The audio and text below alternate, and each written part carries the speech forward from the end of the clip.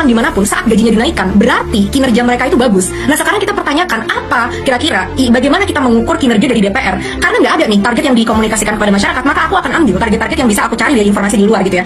RUU Kak, RUU di tahun 2025, kita punya target sebanyak 42 RUU prioritas yang harusnya disahkan. Sampai saat ini baru ada 14 yang sudah disahkan, bahkan setengahnya pun jauh hasilnya dari sana. Kedua, RUU perampasan aset Kak, ini sesuatu yang masyarakat udah bener-bener benci banget dengan korupsi di Indonesia, dan ini membunuh banyak banget sistem masyarakat kita, udah merusak ke lini-lini masyarakat ya. RUU perampasan aset itu didukung 94% oleh publik. Ini data dari Transparansi Internasional, tapi sampai saat ini pengesahannya masih ditunda.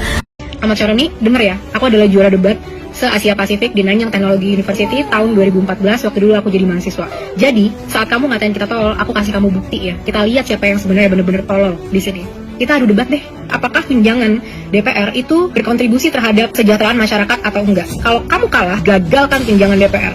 Kalau aku yang kalah, dengan legowo aku akan support kamu untuk dapat tunjangan itu. Gimana? Berani nggak? Ditonton tuh sama seluruh masyarakat kamu. Ahmad Syaroni, jawab ya tantangan debat dari aku. Kapan? Kasih tahu. Kita jalankan, kita laksanakan. Banyak juri-juri debat yang profesional. Jangan ambil dari teman-teman kamu lagi. Nggak punya empati mereka semua soalnya. Banyak banget nih berita apa-apa mau dipajakin sekarang. Beli online mau dipajakin.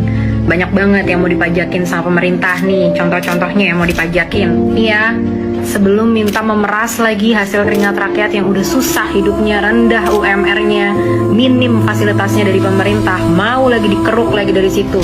Pemerintah, tolong evaluasi dulu fasilitas-fasilitas yang digunakan sama pemimpin-pemimpin kita. Udah jelas ya gajinya berapa, bukan gajinya nih, gajinya kecil-kecil aja geng, tunjangannya yang gede-gede banget. Coba kita lihat nih berapa tunjangan-tunjangan pemerintah. Selain gaji, belum lagi fasilitas yang lain, mobil, apalagi pengawal, ya kan? Makan siang, konsumsi rapat di hotel-hotel dan lain sebagainya. Sekarang gini aku pertanyakan ya, apa esensinya rapat di hotel-hotel? Apakah dengan rapat di hotel masyarakatnya jadi sejahtera? Tidak.